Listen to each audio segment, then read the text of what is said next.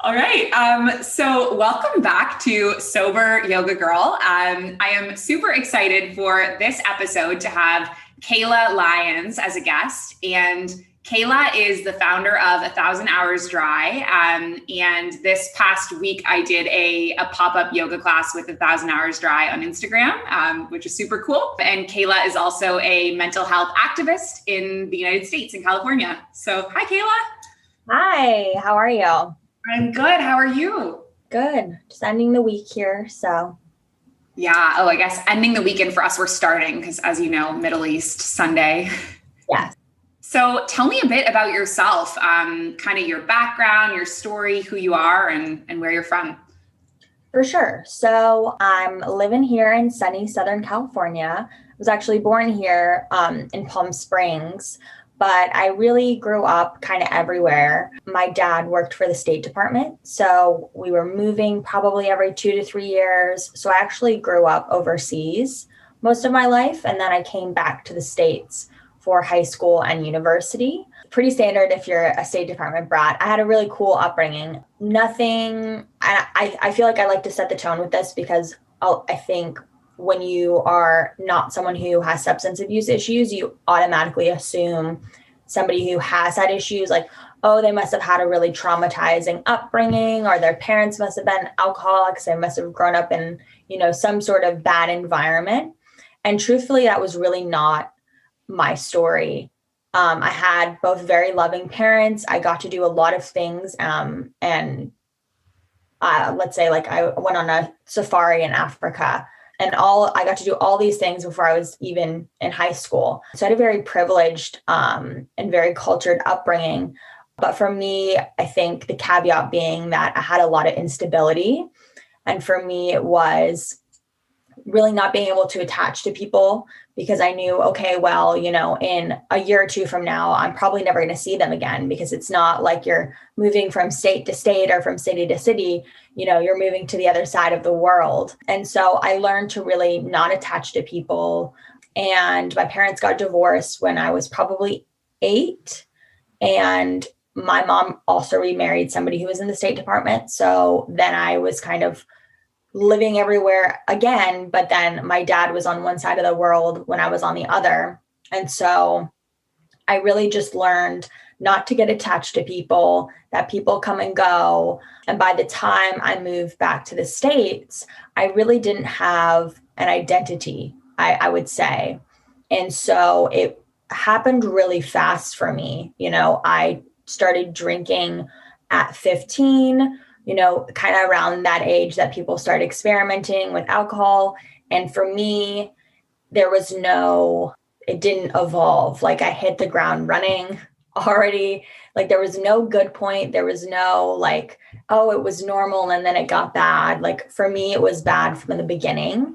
And I mean, by the time I graduated high school at 17, I already had 3 underage alcohol citations, which are like, a drunk in public, but for an underage student. So that kind of sets the tone of where I was already starting in my alcohol journey. But when I look back, I'm 28 now. I've done a lot of therapy. I've done a lot of, work on myself. And I think really for me, what happened was having a lot of anxiety, having a little bit of PTSD from some emotional trauma early on, and never really dealing with that. And growing up in a home where there was a lot of love, but not a lot of emotional intelligence. So rather than being told it's okay to talk about your feelings, it's okay to, speak and be vocal, it was very much not that way. Growing up in a military home, you're told kind of keeping those feelings to yourself. Being over emotional is a sign of weakness. And you really don't want to show the outside world that there's anything wrong.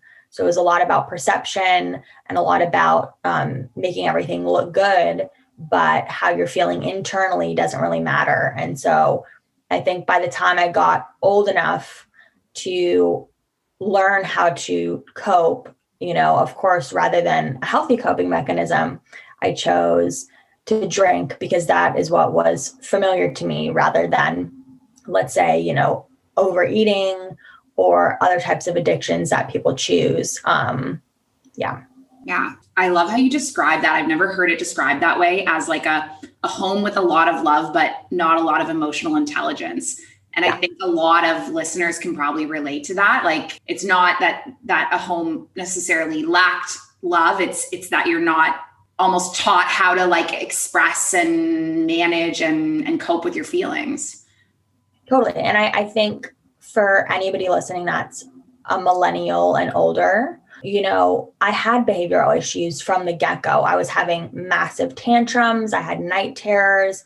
I had a lot of signs. And later on, to get into depth, there was some trauma there for me. There was some sexual trauma. Nothing, I don't want to downgrade it, but, nothing crazy. But in the 90s, when your parents take their child to, their pediatrician, and they say, oh, my kid's having issues, it was not really the norm to be like, okay, let's go see a child psychologist, let's go see therapists. It's really, oh, it's a phase, they'll grow out of it. I had weird phobias. I was afraid of socks. Then I was afraid of carpet. Like, they just said, oh, like, she's just going through a phase. And then I had all these phases, I was mean, I was biting kids, like all these things that now, as an adult and as somebody who is studying psychology, I can look back on and be like, okay, these are clear signs of like distress. And for me, it turns out I now have diagnosed OCD, but I was just dealing with a lot internally, and not having a professional telling me, okay, this is how we deal with it, getting me into some sort of occupational therapy at a young age. I dealt with it through tantrums. I dealt with it through throwing things and being basically a brat. But once again, we're talking about the 90s, where it was really still super stigmatized, mental health and toxic masculinity and all those things. And so I think young people listening are very lucky that they're starting to grow up in an environment where, talking about your feelings, being open about your mental health and your, what you're going through is okay and it's normalized. Whereas I think people our age can kind of relate more to, we weren't there yet. We might get that. We have that now as adults, but so much of, who we are as a person is shaped when we're in that phase between, like 1 and 10 years old. And so, it doesn't take, like, I think people have this idea that it takes like all this serious, crazy trauma, in order for a person to turn to substances, but it really doesn't. Like, we all have what they're called our ACEs, or these scenarios or environment situations that happen that build up, that make us at higher risk to use substances or just have an addiction in general. And for me, it was kind of a combination, right? Like, unstable family environment, divorce, already dealing with mental health issues, but having no, like, at the time, untreated, and then finally getting old enough. And I think of it this way. I had a very good friend of mine who, same age, a lot of the same issues, but she ended up having an eating disorder. And for her, she went that route, it seems, because she grew up in a home where food was very restricted. It was super important for her mom to have everything be healthy. It was super important for them to, look a certain way. And so that was the hyper focus. And so when she needed to choose basically a vice, the controlled eating was hers. And for me, food was not so much an issue in my household, as alcohol was available. There were no heavy drugs or anything like that, but that was what was available to me at the time. That's what I was familiar with. I grew up with both my parents being European, so alcohol was super part of just like a normal dinner. I was allowed to drink at an earlier age at dinner, wine and stuff. And so I already knew that I liked how I felt. And then it just kind of opened up the door for the gateway of, the abuse to come in. And that's kind of the route that I took. Right. Yeah. So that was actually the next question I was going to ask you, which is kind of, when did you start drinking, and what do you think influenced your drinking habits? Yeah. I mean, I would say I started experimenting at, 14, 15, that eighth grade, ninth grade, when the peer pressure starts to come on. I tried alcohol before when I was younger, but it wasn't something that I was really interested in. I think also it was very normalized in my family. Like I didn't grow up with any alcoholism like in my immediate family. So I wasn't turned off. I just kind of saw it as like, oh, this is, enjoyable. My parents drink it. But, for me, I think I was going through so much emotional turmoil, especially at that time. So you have to think, okay, I've been dealing with all of this like OCD, panic attacks. For me, at the time, it was manifesting in different ways. I was going through like really bad stomach issues, and then I was having eating issues, and just I couldn't figure out what was going on. I was seeing therapists, but I was being an asshole, and I was like the kid that would go into therapy and like wouldn't talk for 45 minutes. So, once again, we're going back to all this untreated stuff. And then I'm hitting all the hormones. We're finally back in the States, which for me was such a culture shock. Like, as you know, living overseas, like I grew up my entire life overseas in these small international schools and very tight-knit communities, very diverse. And then I came back to a very like Southern, small, very predominantly white town. And there was racism, and there was, all the stuff that I had never experienced before, the bullying, the cliques and stuff. And I was like, whoa, like, but before this, I was in a class of like 7 students and we're all friends, and of course there's always drama between, kids, but then I go from, going to a class of 7 kids and, wearing uniforms and not having to worry about what kind of cool clothes you're wearing and all this stuff, to living in America where there's all these cultural issues and norms. And I was so lost. And so really like, I think tale as old as time, I got into a bad crowd, and not that they were bad people, but they were partying early, they were drinking early, they were doing all that kind of stuff. And I really wanted to fit in. And for me, addiction does run in my family. And, at the time I really didn't think of it because I thought, well, neither of my parents have an issue, but I have 2 uncles who have alcohol problems. One is sober. I have a grandparent that had an issue. Like it's a very long, there's many people, but for me, it was just the way that alcohol made me feel or didn't feel, I think would be, that relaxation. Because normally I was a very anxious person, always worried about what I looked like, how I was acting, was everything okay? Just very generalized anxiety. And then also on top of that, the OCD and the perfectionism. And I found that alcohol really made me feel like just relief from that. Like I got to escape that continuous discomfort that I had. And I took it to the max. I was like, okay, whenever I can drink, I'm going to do it. So I took that as an opportunity, to party extremely hard all throughout high school, Friday through Sunday. I was all at the different high schools. You needed to know where a party was, you would call me, but then the reputation came with, I started getting in trouble. I got suspended from high school for coming drunk. And then by my senior year, I was like skipping out early to go, day drink with friends. And, I look back at it now and I can see, wow, it was such a problem. But at the time, it was so normalized in the group of friends that I had that it really wasn't a problem. It was, almost like, oh, that's so cool.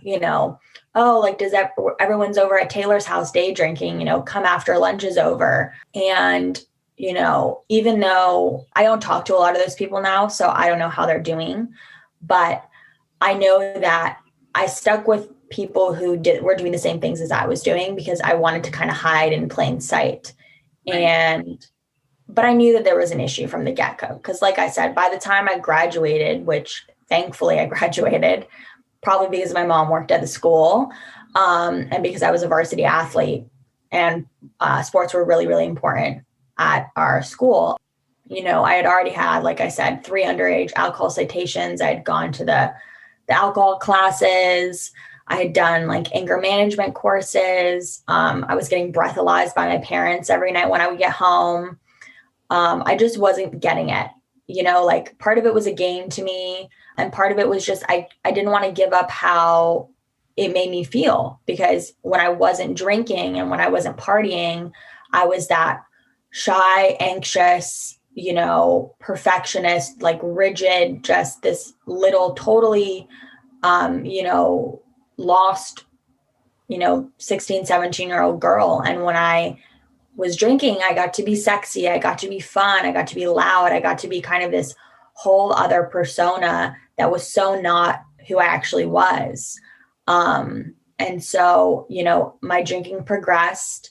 I was able to kind of keep it under control for a couple of years because I was living at home. My parents would not let me go to a 4-year university. They were like, we do not trust your ass. But of course, I'm sneaking out. I somehow managed, I got alcohol poisoning one night and managed to like get it past my dad. He didn't even realize, but I just have this really burned in terrible memory of lying over the toilet and singing the Lady Gaga song, like Just Dance, but like that it's going to be okay over and over. Cause I thought I was going to die. And the person who had brought me home had just left me. Like they didn't even bother staying with me either. So it was just, obviously not hanging out with really good people.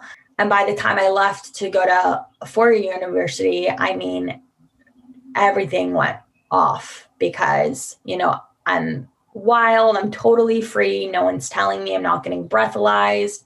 And within the 3 years that I was at school, I completely burned everything to the ground.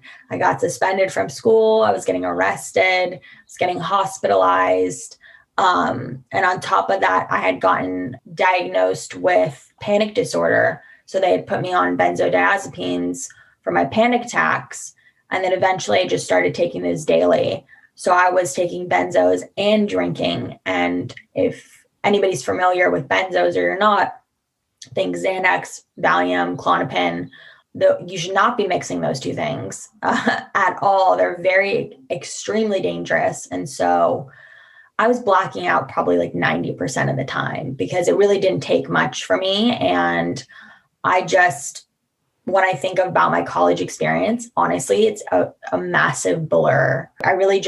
When I look at my college transcript, I think of it this way. Like I was there for 3 years. I probably only actually was there on paper for like a year because it would be like a semester on, then I would take one off for mental health or, I had to, do an outpatient treatment and then go back. And then I got suspended for a year and then I went back and, just total absolute chaos. And I was at a really good school and I completely fucked it up. And finally, kind of what started my sober curious journey was my junior year. I was dating a guy, dated many guys left me. It was always, like you can stop drinking or, you have to calm down. I was like, fuck off, it's not happening. And I got arrested again, but I was on probation. So of course I'm not really taking it seriously. And they 5150'd me. And so I was at this little kind of like cottage. It wasn't a hospital, but this little cottage. And I was stuck there for 3 days. And they basically, went over everything. They kind of explained like, do you know that the meds that you're taking are not supposed to be drinking on? And kind of put things in perspective. But my lawyer called me because he was like, you really fucked up. You're on probation. You've broken your probation. You might go to jail. And so kind of, reality kicked in and I was like, holy fuck, I'm like 21 or 22 years old. And I'm like, I cannot go to jail. Like I really didn't take this serious at all. So I got out of the 5150 and I stopped drinking like immediately that day, because for me, it was never a physical addiction to the alcohol. It was more, the emotional and the socialization, but I was definitely very heavily addicted to the pills. And so, there was about a month or so when I was waiting for like my court and trying to figure out what was going on. And I was just so fucking anxious. My boyfriend at the time wasn't talking to me because I punched him in the face, which is why I got arrested. Go figure. And, luckily, and, I like to talk about this because I think it's part of the problem with the recovery system is when I finally was presented to the court, and this was not my first assault either. So I'm a second offender, with a clear history of violence and aggression and all these things. And they're like, all right, well, we're giving you two options. You can go to jail for 3 months here in Blacksburg, Virginia, which is like bumfuck, or you can go to rehab. And I'm like, well, duh, I'm going to go to rehab. Like, piece of cake. I get to choose my own rehab. I was like, where did Britney Spears go? I'll go there. And so that's what I did. But before I move on with the story, I like to pinpoint that because it's like the only reason I got that option is because I'm a white woman.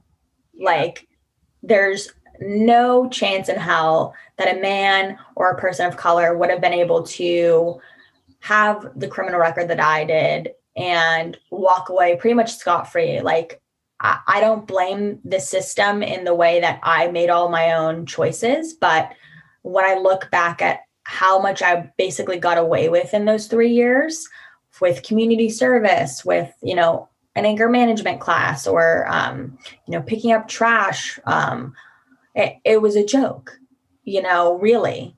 And so I really didn't recognize how lucky that I was to be given the choice to go to treatment, because there's just so many other people and circumstances out there, had they been in the situation that I was in, would not have gotten that choice and they would have gone to jail. And I imagine, considering the drugs that I was on and my mental health state, going to jail would have made it ultimately 100 times worse and probably deadly, because benzos, besides alcohol, are the only drug that you can actually die from withdrawal.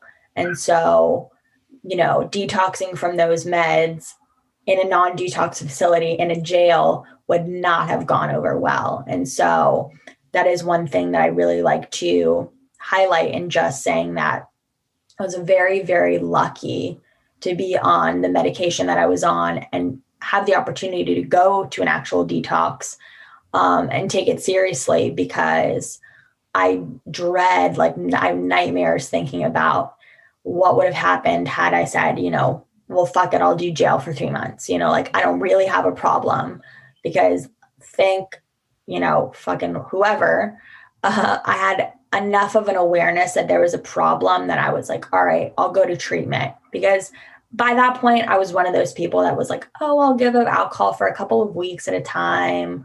I'll give it up for Lent, but I always failed. Like it was short-lived, or I'll give up liquor. I'll do this. I'll take a break.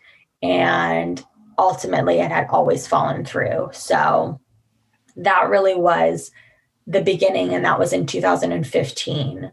So that was kind of the beginning of the end for me. But then, so I went to treatment out here in LA and didn't really take it too seriously, of course. I had already, not been drinking for about a month. So I kind of walk in literally in a fucking tracksuit like an asshole. And I'm like, I haven't really drank in over a month. So I'm fine. I'm just here. It was a 30-day inpatient in LA, no complaints, very nice place. And I just remember getting there and they tell you to hand over all your meds, because I was on a bunch of meds, and they were like, yeah, you can't take those here. And I was like, what do you mean? I'm prescribed. And kind of I think that explains a lot of my entire validation and how I got away. I think there's a lot of other drug addicts. I know people don't like to call themselves that because it's this stigma, right? Oh, I wasn't buying stuff off the streets, or, oh, I never used needles or whatever. It's you're a fucking drug addict. So I was a drug addict and I was addicted to these prescribed medications. Your doctor can be your pusher. Big pharma is the biggest fucking, drug dealer out there. Definitely most successful. And they took me off those and I detoxed off benzos. And that was literally I was hallucinating. I was completely like batshit crazy. Like, I don't even know how else to put it. Like, it was just torturous. And I think that really scared me, scared me fucking straight for a while. Definitely scared me off the drugs. But then, I left treatment and it kind of planted a seed. I would say, they introduced me to AA meetings. I met other people for the first time who had a lot of the same stories that I did, the same mentality. And it was really cool to meet people, I think, for the first time that understood how I was feeling and were using the same way that I was using, because, I had my party friends back at school and I definitely had friends who had problems, but nobody that was like openly saying, yeah, maybe this might be an issue. So this was the first time I had ever gotten to meet other people my age who are also like, yeah, I'm getting in trouble. And yeah, I want to stop. And, I want to do things differently. And for the first time, like, it made sobriety seem kind of cool. Like, I met these really cool people and we went to all these AA meetings in like West Hollywood, and we started seeing celebrities and, everyone's dressed really great. And it was really a social scene. And for the first time, I was like, whoa, like, sobriety can actually be kind of dope. Like, that seems cool.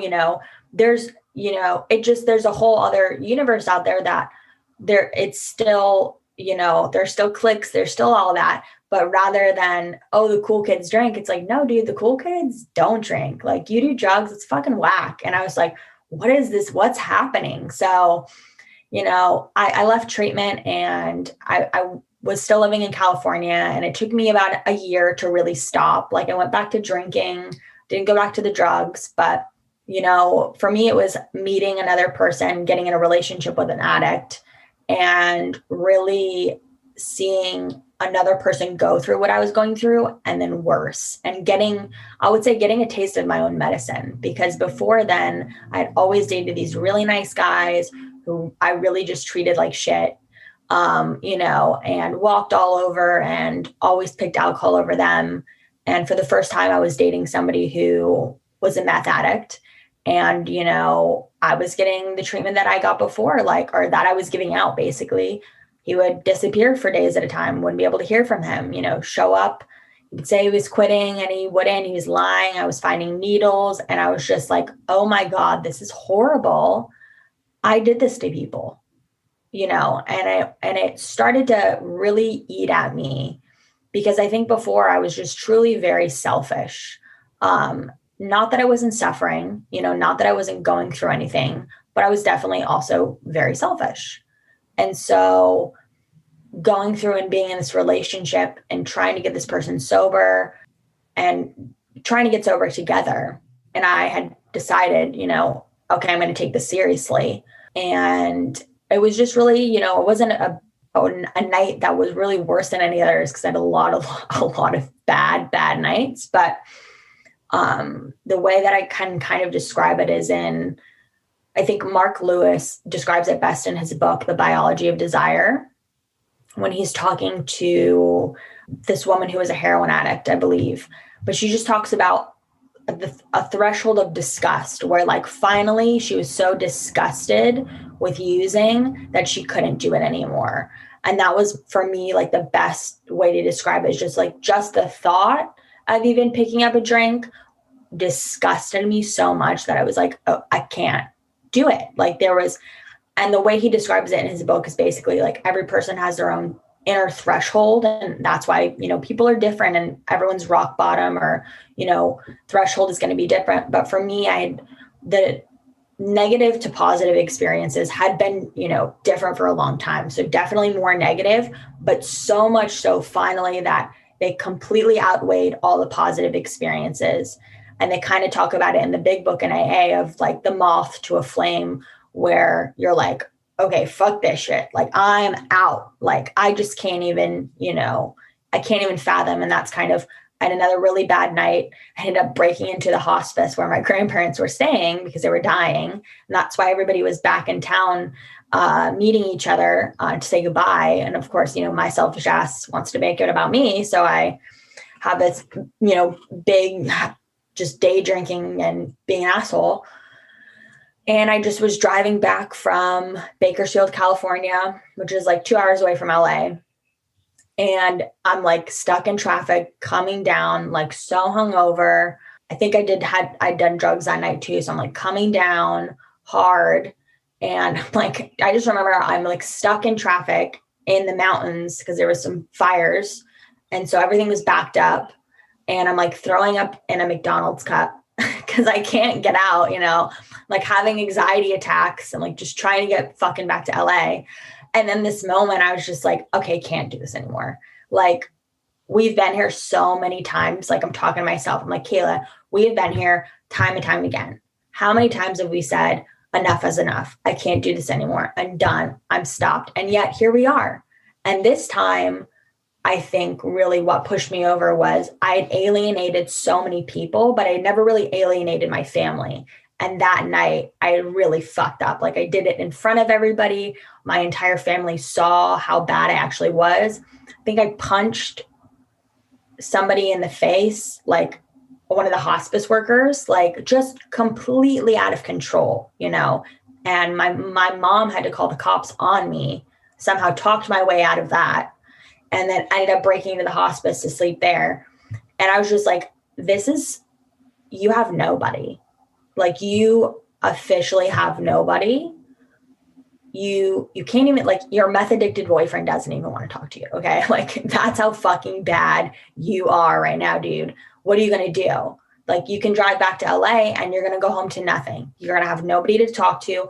Nobody's going to fucking care what's going on with you. You basically have two options. You can either probably go kill yourself or stop doing this and fucking do something with your life. Because I think what I realized was I had so much potential. Like, I was at a really good university. I knew I was smart. I know that I'm smart, right? And I was so bitter about fucking it up that I was like, oh, I could never go back. I could never, I'm too far gone. This like mentality of like, oh, it's too much damage is done.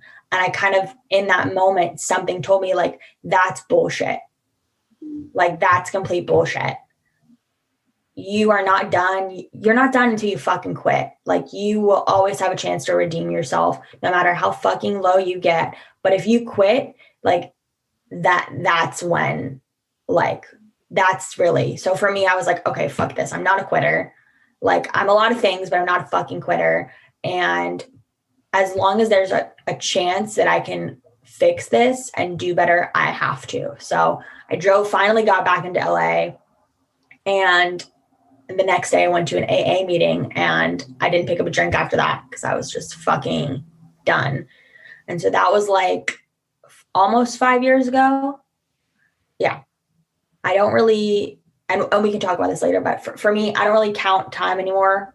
That for me, it's not productive. But yeah, that was about 5 years ago. And ever since then, really alcohol and drugs have not been a part of my life at all. I would probably say that I live an alcohol-free life, and, I used to identify as sober. I'm not really into the labeling anymore. But just, completely have changed my life and my lifestyle. And never looked back, definitely never had an interest in going back to that.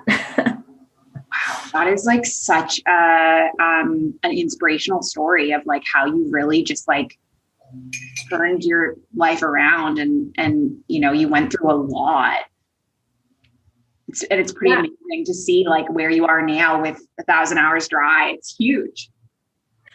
For sure. I mean, I think, not to say I don't have my bad days, not to say I'm a perfect person. Obviously, like, if you lived with me, or if anybody wants to talk to my boyfriend about how annoying I am, or, I'm still, I have a lot of things I'm working on all the time. Like, I see a therapist, I take medication, but it took a lot, it really like, some things that I really took away from, like, because at the time when I got sober, like, really the only options were 12-step meetings. This was before the online sober community was a thing. This was before, I think there might've been some of the online coaching stuff happening, but wasn't really interested in any of that. And the 12 steps, that's what I was familiar with from treatment. So I did that for about a year and a half. And I took a lot of great things away from that.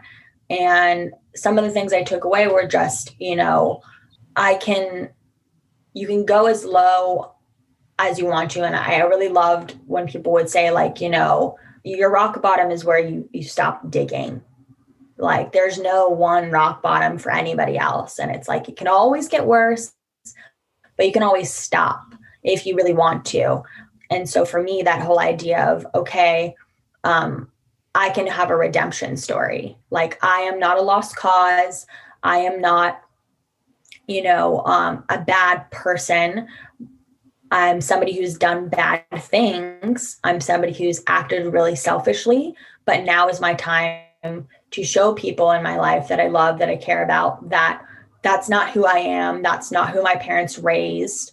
And that I'm not going to waste the potential that I know that I have continuing to, self-harm, which that's what drinking is really, at least the way I was doing it, and actually do something with my life. Because when I look back to, my like 15-year-old self, and even before then, like I got great grades. I had, I ended up going to a great university. I had a very promising future, but it just wasn't a priority. And so, tell myself and kind of look in the mirror and give that pep talk of like, dude, you are privileged as fuck. Stop being this way. You're not in the middle of a third world country. You're not in the fucking middle of nowhere in the United States with no future. You're not so all these things that could have been, holding people back or validating their like, oh, well, this is just my life. I'm like, dude, no, like you have parents that love and support you financially, like emotionally, like you have friends now who want you to be sober, who like you for you, not the party you, not the drunk you, the actual you. You need to use this. You have to, like, you are obligated because people gave you a chance. Like, you got to go to treatment. A lot of people don't get to go to treatment. You got a chance to get sober. Like, this is a privilege. This is not like a punishment. And now, like how I always saw it and what really got instilled in me. And even after I left AA, like what I thought was really important and what I wanted to carry into the world, however I was going to do that, is that I needed to be of service. And I get kind of emotional, but it was like, I never would have gotten sober if it wasn't for obviously like my parents, people around me who did love me, who said, like, we know that you're not a bad person. We know that you're just struggling. Let us help you, like, let us help you. And finally allowing people to help me, because I was so hell-bent on doing it myself, which we can't. We have to stay sober for ourselves. Like, we're the only ones who can choose to pick up, but we need support. Like, nobody can do this alone. And so really just allowing the community to take me in and having a sponsor and really diving, like for me, what I needed was to dive super heavily into the community. I took a lot of AA commitments. I went to meetings like every day. I would go to sober parties and really in the beginning, that's what my life revolved around. And that's what I needed. But by the time I was ready to leave, right, like I just knew that the 12 steps weren't really working for me anymore. I needed an evolution, but I knew that I needed to continue the work that they were doing there in the way of being of service. Because if it wasn't for all these people who never had to help me, who weren't getting paid to do any of this, AA is a non-revenue based organization, like I would not be here and a lot of my other friends would not be here. So I was like, I have to, no matter what I do, continue to be of service. Like, it's not about me. I don't want to call it altruism, but like I have to continue to give back to this community because that's how this works. Like, that's how we're going to thrive. That's how we're going to help more people. That's how we're going to help normalize this, is by giving back without reciprocation. You cannot expect anything. And so that's kind of where the idea of the dry club and 1,000 hours dry came from is just not altruistically. I needed a way to give back that wasn't the 12-step programs. And that's kind of how 1,000 hours dry was born, because I knew that, once again, going back to, some old AA sayings, but, they say, you have to give it away in order to keep it. And I really, really believe that, because I've known a lot of people who have gone out and not come back, or people who are still out, who I knew for a really long time to be sober, and they stopped doing the work, and they stopped working on themselves, and they stopped giving back to the community, and they made it all about them. And I think, your ego is what got us here, right? And then your ego is what's going to take you out. And so that's something that I have to remind myself of daily, because the ego is involved in everything, right? Like not just sobriety, not just recovery, but it's in social media, it's in influencing, it's in thought leadership and everything. So whenever I find myself now, like I call it in like a prelapse mode, it's when I'm letting my ego take over. And I'm like, oh, I'm posting on social media a lot. I'm making it about me. I'm, like 1,000 hours dry. I'm going to post stuff about me and my journey. And, whenever it starts to be about me, I know that I'm at risk. And so I really, really try very hard to live in a world where I think about myself, as in self-care, but I wake up every day and I think, all right, like, well, how can I serve the community first? And then in return, by serving others, that's what makes me feel good. And I do get something out of that. And that's how I, continue to thrive and give myself happiness and, doing something I love and that I'm passionate about. So let's talk about 1,000 hours dry. You kind of brought it up. How did that, how did you end up creating that? How did that come about? For sure. So it's not really this, crazy cool story. I was living in LA. I was looking for a way to connect with other sober and like non-drinking individuals outside of the program, because I had left the 12 steps. And some of the negative things about those programs too is once you leave, you're kind of shunned a little bit. So, a lot of my friends weren't talking to me anymore. Once you kind of stop participating, you're kind of seen as like being dry is literally what they call it. And that's why I took the name, but it's a more of a derogatory negative thing to be called dry. It means like you're not drinking, but you're not doing the work. Probably going to relapse is like the connotation. And I was like, well, I'm not that, because I'm doing my therapy, I'm exercising, I'm back in school, like my life's going really good. But I'm just, I needed something else. I didn't want to continue to go to meetings all the time. I didn't really want to be plugged into this. I also, never really got behind some of the things that are their kind of foundations. I'm agnostic and it's a religious-based program. No matter who wants to say it's not, it definitely is. And don't believe in powerlessness, and I don't believe in the disease model. So, there were always bits and pieces missing for me, and I needed to step away from the program so I could explore, how is my sobriety going to be able to continue to evolve? How am I going to continue to grow and transform as an individual? And the first step I kind of needed to do was, well, I need a support system, but how do I find other sober people that aren't in the 12 steps? Because, we're not that obvious. We're out there. There's a ton of us, but, this was like right at the beginning of like sober influencers. So like I, at the time, had like a regular influencer page, not my personal page now. It's like a deactivated account. Because I was doing like all the cliche, LA modeling kind of stuff.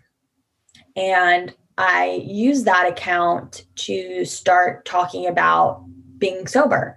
So it was like a fitness and health, account, but then I started to add in sobriety.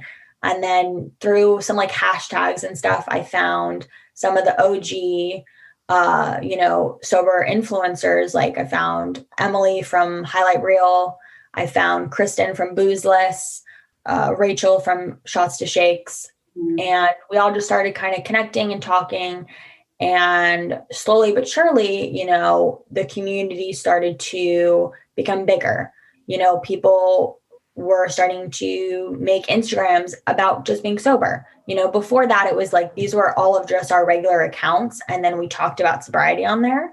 But then one day I was talking actually, and I was like, well, I want to do something like fun to incorporate my followers in my sobriety, because there's so many fucking fitness and health and wellness influencers, but there's not really anything for sobriety.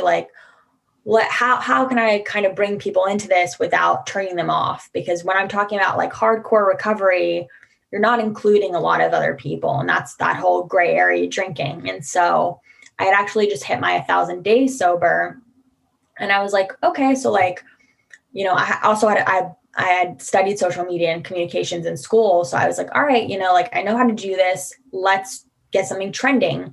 So I was like, all right, I want to do a challenge. Anybody can do a challenge. It's super inclusive. It's not a long-term commitment. And that's kind of how in a caffeinated induced, manic, thing, I was like 1,000 hours dry, it's 42 days, 41, 42 days. It's a little bit more than the 30 days that people normally do for dry January. But it's not tied to anything. It doesn't have to be a certain month. Anybody can do it at any time. And doing the research, it was like, this is enough time for people to really start to see some of the benefits of living an alcohol-free lifestyle. So I was like, all right, I'm going to do this challenge. And I originally thought it was going to be 20 people. And I even was like, oh, if you're in the LA area, let's do a little pop-up event. I set up an event space and did all these goodie bags because I had a lot of brand affiliations at the time. And then I got Chris from Boozeless involved, and Rachel and Emily, who were actually some of the OG hosts from 2 years ago. And, what I thought was going to be 20 people, within a couple days was a couple hundred people. And then it was, a couple thousand people. And I was like, oh, fuck. Okay. What are we going to do? This is okay. Cannot make that many goodie bags, And so I ended up, creating the page for it. And, some other people reached out and were like, hey, how can I get involved? Brenna from Sobriety, she's been with me since day one. And it just really kind of created itself in a way, people wanted to know how to do it. And we just said, it's really simple. Don't drink for these 42 days, and we're going to support you through it. We're going to educate you. We're going to inspire you. We're going to share your journey with others, so that you're not doing this alone. And, over the past 2 years, it's grown, from a couple hundred people to over, 20,000 people interested in either the alcohol-free lifestyle or, the sober curious tourism kind of thing. And so it really just started as a way to kind of connect non-drinkers or people who are sober curious, and now has, become really its own ecosystem. And that's really what I wanted it to be. Yeah, I mean, it's amazing. Social media has so many negative connotations, but, for me, 1,000 Hours Dry is a perfect example of how social media can be used for good and can be used for education and community and support. And, it's a totally volunteer-based community. We have multiple different chapters. And, I would love, my kind of vision for the future of 1,000 Hours Dry is to kind of make it, alongside Smart Recovery and AA. I would love to have people have chapters in their communities. And if they feel hey, I want to start, a local dry club in my town, for sure, let's do it. I will give you the tools on how to start and go from there. Because I think really anybody who's interested in the lifestyle and has the same aligned views as we do, and not even that's one thing that I kind of like to say, we're the Buddhist version of the recovery programs, in the way that I don't care if you do AA and the dry club. I don't care if you're in Smart Recovery or Refuge Recovery and do the dry club.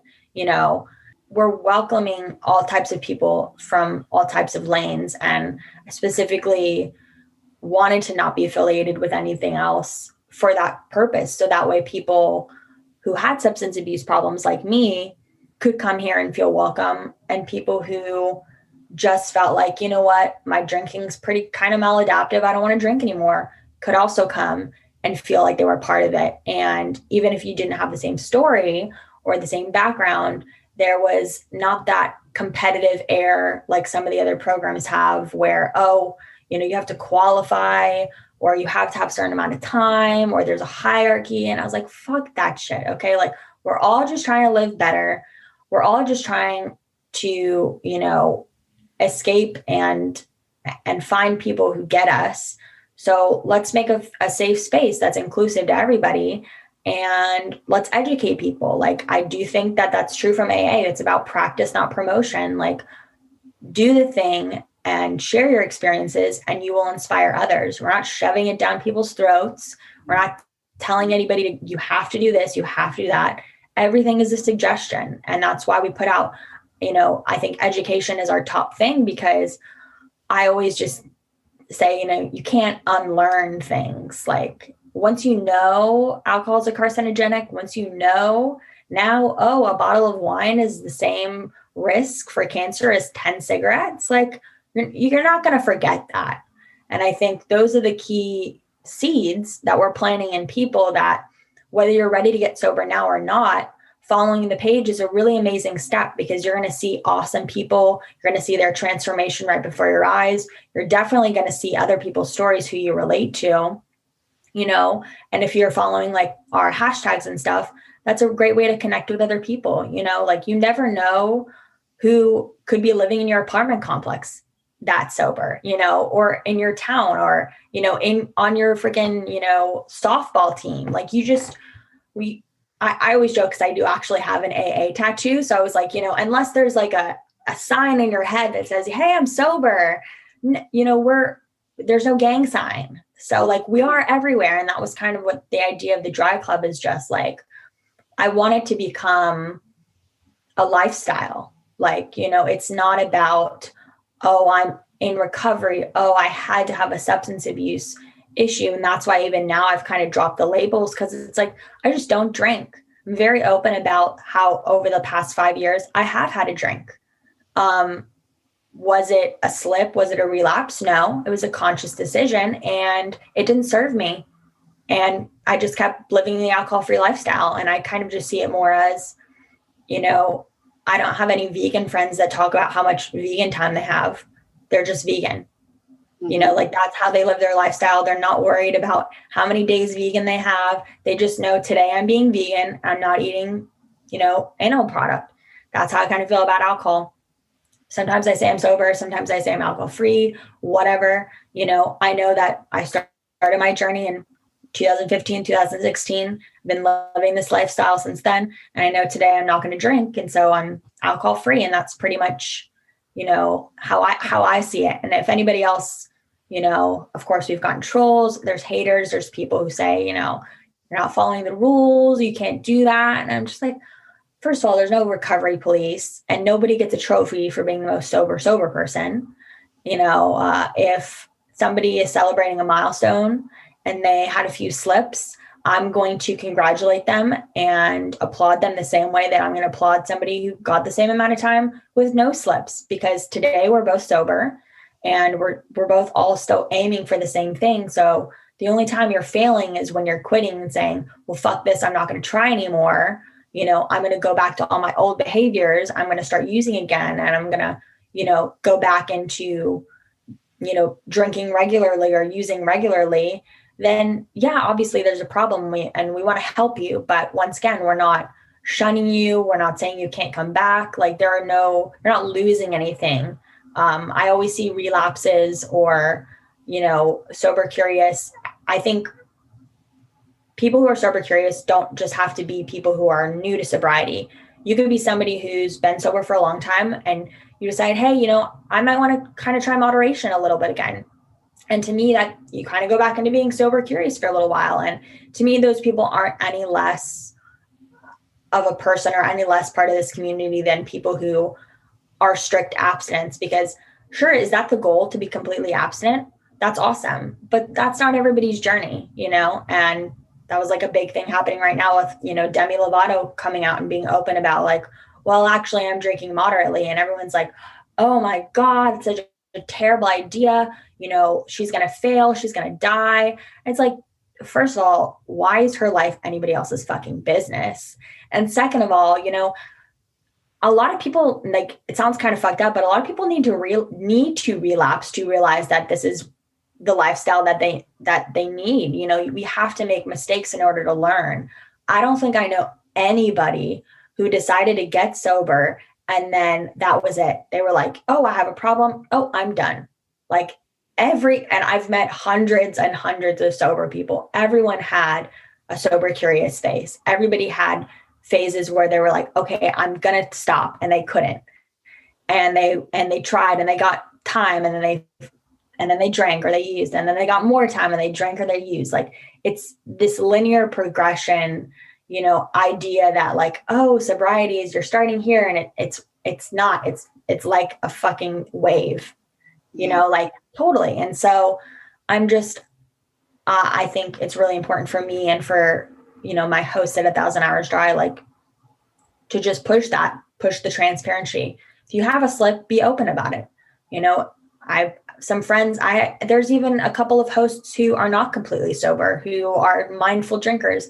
I'm like, dude, as long as you are like sober tourism, like you're still thinking like, you know, maybe I do want to get sober one day. I'm just not ready yet. You're fucking part of what we're doing. Like, I hate the idea that anybody, you know, is being turned away for anything, because for every person that, you know, other programs turned away because they didn't qualify, you don't know what happened to those people. They could have gone out and died. They could have gone out and gotten worse. Like, why would you ever want to turn somebody away? Because, oh, well, you're not a real alcoholic, so you don't belong here. Okay, like, so we want them to go out and get worse before they come back? That's fucking dumb. Like, so yeah, that's no, yeah. I was just going to say, I really admire that model of inclusivity, because I know I myself have experienced that. Like when I met someone in the AA world who said to me that based on what I had said about myself, she thought that I didn't have a problem. And that was when I was around 100 days alcohol free. And that upset me, because I was like, I've worked really hard to get to where I am right now. And just because I don't have the same journey as you did does not mean that like you get to define my story or my journey or kind of what's going on with me. And so I really think that there is like a real need for this kind of inclusive space that you're creating. Yeah. I mean, it's simple, right? Like whatever works for you works for you. Yeah. Like do what works for you. And that's why I'm totally fine with, like, you know, a lot of it does unfortunately come from the 12-step programs. That's where a lot of the negativity comes from. But people got to put it in context, right? Like this was a program created like 100 years ago by men for men. It wasn't created for women. It wasn't created for people of color. And it was created 100 years ago. So I don't know about you guys, but like, I am not really trying to do things that were created 100 years ago if there are better ways and more modern ways to do them, you know? And so, you know, once again, there are always going to be great things from different programs, but I kind of think of it as like a salad bar, or like what was somebody saying? I was like, made like a Starbucks reference. I was like, you know, beforehand there was only like half and half or milk. And that doesn't work for everybody. I'm lactose intolerant. And now we have all these plant-based milks. And that's kind of like the program. Like sometimes they're not going to have coconut milk. So you're going to go to oat milk, and you got to make sure that you like and have different things available, because not everything is going to be available at the time you need it. And I think COVID was a perfect example of how, you know, when you are only, you know, when your sobriety hangs on going to meetings and that's it, and now all of a sudden you can't go to meetings, that's not healthy. Like you should have multiple watering holes for your sobriety. So that way, if something is not accessible at the time, you have other ways to cope. And that's why there's a sobriety toolkit. You know, that's why see all these influencers talking about their sobriety toolkit. Like, yes, it's annoying. Everybody's fucking talking about it, but it's important. And that's why we harp on it. Like, go to therapy. If you need to be on medication, take your medication. Anybody telling you that you're not sober because you're taking medication is not a fucking doctor, and they're quack. Like, just sorry. That's totally old school thinking, and I get it. But also, a lot of people don't understand that a lot of like antipsychotic medication is not the same thing as taking like controlled substances. Like, I love to give the example of like, I take an SSNRI, which helps me with my serotonin uptake. And it's like, okay, so it took me like 4 weeks for it to start actually working. So I had to take it every day. And it's like, so I'm not sober, but like, so do you want to take some of my Effexor? Because you can't take too many of them. Well, maybe you'll probably throw up or something, but like, you can't get high. So like, good luck if you want to have like a change of, if you want to have, what do they say? Like, anything that affects you from the neck up is a no-no. It's like, well, come back to me in 4 to 6 weeks and that's when it'll work for you. So it's not really, you're not using it to alter your state of mind.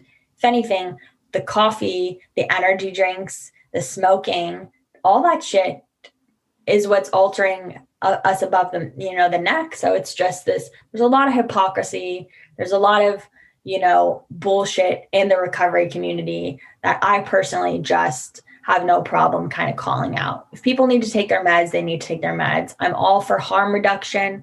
If you were somebody that used to be hardcore, an addict, and you were using needles and now you're just drinking, dude, good for you. That's better than what you were doing before. If you are still using needles, if you can get a hold of clean needles, dude, do it. Good for you. Go to a needle exchange, go use clean needles. Like, just, you can't, everybody's not going to be able to be abstinent. It's just not possible. And especially people who are homeless, people who are in bad situations, people who have physical dependencies and who can't, go to detox and don't have the same healthcare and stuff. Like, this just idea of like, well, I did it this way, so you have to do it this way. And if you don't, you didn't do it right. It's like, this whole thing is supposed to be about the removal of the ego. And yet this to me sounds like all ego. So why are you worried about what I'm doing? It doesn't affect your sobriety. And unless it affects your sobriety, fuck off. Like, so it's just, I think it's, I always ask people, like, if it's bothering you, you got to ask yourself why it's bothering you. If somebody else's time, if somebody else decides not to change their date, like I remember when I was very open about how I drank and I chose not to change my sobriety date because for me, it was kind of an experiment. And I could have easily said, yeah, you know what, I'm going to go back to, mindful or moderate drinking, and done that because I had healed myself. I really believe I am no longer a substance abuse user. I'm not an alcoholic anymore. I'm not an addict. But I was like, this doesn't serve me anymore. I'm really not interested in it anymore. And because I'm not using it in the same way that I did before, having a couple drinks, it's really not that great anymore. Like, I didn't feel great the next day, sure. Yeah. It's fun for like a couple, like, what do they say? Like, the buzz lasts for like 20 minutes. And then after that, it's kind of, it's super dulled. And so, I remember so many people got mad and they were like, you cannot keep your sobriety date. And I was like, oh, I'm sorry. I did not know you were the recovery police. Like, why does it matter to you what I'm doing and whatever keeps me sober and keeps me going? Because I've known so many people who have not only just gone out, but who have died because they relapsed and they got everything taken away from them. Their sponsees got taken away. Their commitments got taken away. If they were like a manager at a sober living or something, their job got taken away, which would never happen in any other job, right? Like, unless you like do it at work. And it's just like, you can't destroy people for making mistakes and they can't learn. Like, obviously their recovery wasn't working right, or they wouldn't be drinking. So, or they wouldn't, be relapsing. And I kind of see just every relapse and every slip as an opportunity for you to ask yourself, okay, well, how did I get here? What am I doing that I feel like I still need to go back to this, or this still needs to be part of my life? And then what I hope for everybody is to get to a place like I've gotten where I don't really count my days. I don't really count anything. I just know that alcohol isn't involved in my life. And when things get really hard, when I had like, let's say probably a couple days ago, I had like a really awful depressive, like, I guess it was kind of I was in like a manic state, and I got so angry because I still deal with a lot of anger management. But I just had this huge tantrum and I was so angry, and everything was going wrong in that moment. I was so stressed out dealing with new contracts for a new job and a bunch of legal stuff. And I felt like completely overwhelmed. We're getting a new puppy in like a week. I was like, is everything ready? And that for me is like, it was one of those moments that I easily could have been like, well, fuck this. I'm just going to get high, or I'm going to get drunk. And then I'm not going to have to deal with how uncomfortable and unstable I feel. And that did not even fucking cross my mind for 5 seconds. 5 years ago, for sure, that would have been the first thing I would have done. What do I do now? I go take a nap. I say, fuck off to my boyfriend, leave me alone. I go take a nap. I scream into my pillow. I go to the gym. I take a hot shower. Like, I do all these other things, and I don't even think about drinking. And that's crazy to me, because 5 years ago, that I could have never imagined that was even a mindset that I could be in, where drinking was not only like, it's not that I didn't even do it, it's that I didn't even think about doing it. And to where just alcohol is a non-factor in my life. It's like soda. I haven't had a soda in like 10 years. It's just not part of my life. Like, it's like a colorblind person not being able to see color. It's just not there.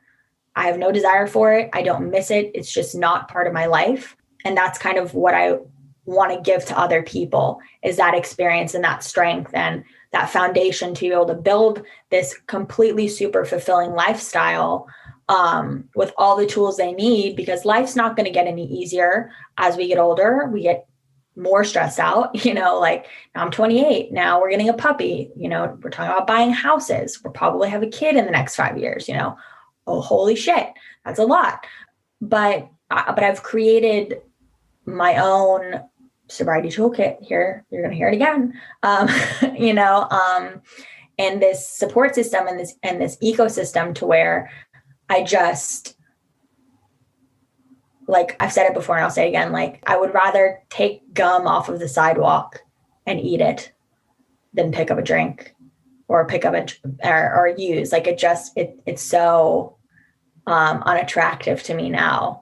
And so if I can think that way, and, I was the kind of person that would, I was a bartender, so I could drink at work, and I would, drink the floaters when I was like wasted at 2 a.m. and at a party, and I would wake up and drink whatever I could find, like was getting hospitalized for getting so drunk, and I was the girl bashing her head on the inside of the cop car. I went from that to now, owning my own organization, now being part of this really amazing, another organization, Reframe, the app, and getting to change the way people, drink and use on an international level, living in an amazing place with a guy who's known me for a long time. He knew me in college. He knew me when I was drinking, and gave me another chance when I got sober, and now we've been together for a while, and none of that would have happened if I didn't give myself a chance and say, you know what, I might not love myself right now, but one day I will. And how can I act in order to make that person in the future proud? Like, so I say that now too, when I'm having like a really bad day or a bad week or a bad month, like this month has been shit. I'm just like, okay, I don't want to go to the gym, but Kayla in 6 weeks is going to be happy that I went to the gym. Or, I really don't want to get out of bed, but, Kayla in a week has deadlines for this new job, and Kayla in a week is going to be happy that you woke up. So I do it for me in the future. And I found that trick has been super helpful. So just food for thought. Yeah. Like the future me, I do future self meditations often. Totally. Yeah. Visualizing the future me. All right. I have one last thing before we wrap up. I like to do a either or round of things with my podcast guests. Are you game? Yes. Okay. Either or chocolate or vanilla ice cream. Chocolate. Okay. Summer or winter? Winter. Okay. Hot coffee first I should say coffee or tea. Well, coffee, but I do decaf. Okay. Hot coffee or cold coffee? Iced for sure. Okay. Mornings or night times? Night. Ocean or swimming pool? Ocean. Ocean. Yes. I'm running out of ideas. Well, here we can end on that because it's actually ocean is important to me because I'm not like a big ocean person. Like I don't really like to go in the ocean. It's kind of scary. But it's important to me because I remember when I was in rehab and we went on a trip because I went to rehab in LA and, I was having a really hard time because I was like, look, I don't believe in God. Like, and so giving my power to God is not working for me because I don't believe in him. How am I going to make this work? I really want to get sober. I really want to do this. I really want this to work, but I don't believe in this and I can't pretend. I've already been trying and it's not working. And I just remember I was sitting on the beach because they took us to Malibu and it was like me and my other friend. And it was the day before we both got discharged. And we were just sitting on the beach and one of my texts was sitting next to me and I was just kind of telling her and she was like, you know what, like, why don't you just make your higher power the ocean? And I was like, what do you mean? And she was like, well, your higher power can be anything, but it just has to be something that's bigger than you that you can't control. And she's like, nobody can control the ocean. And I was like, okay, I can do that. Like the ocean, it's super powerful. It's so vast. It's been here way longer than, all of us. And it's beautiful. And there's just something about it that's super calming. And so I just remember I was like, yeah, the ocean, like that will be my higher power. And then literally we got in trouble because my friend and I who were getting discharged just ended up running into the ocean with our clothes full on and just like laughing and stuff. But it was like, I knew it was going to be okay in that moment. And like, even now I'm lucky because I live near the beach, obviously. But, whenever I'm feeling like really lost or really unstable or, unsure, or when I need to be humbled too. And I think that's, either way, I'll go back.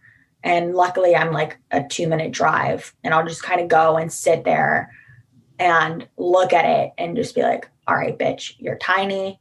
Don't get ahead of yourself, your ego. Or I'll just say like, holy shit, like, look at this, like this, that, I mean, you can't even, it's indescribable to just watch the waves and just be like, the fucking universe is so rad. Like this planet is so cool. Like, wow. Like, and just be in awe for a second and just realize like whatever problems I'm dealing with are like so small. And like, I just kind of think no matter what happens, the ocean is every day and it's always going to be there in and out. It's always going to be doing its thing, no matter what else is going on. And I have to kind of just be like that. Like I will push through no matter what. I got this. What an amazing note to end on. For sure. Beautiful. Oh, thank you so much, Kayla. This was an amazing interview. I really appreciate you coming on the show. And I look forward to continuing to follow your journey and see where it takes you. Definitely. All right. We'll talk soon. Yes. Thank you so much. Have a great Bye.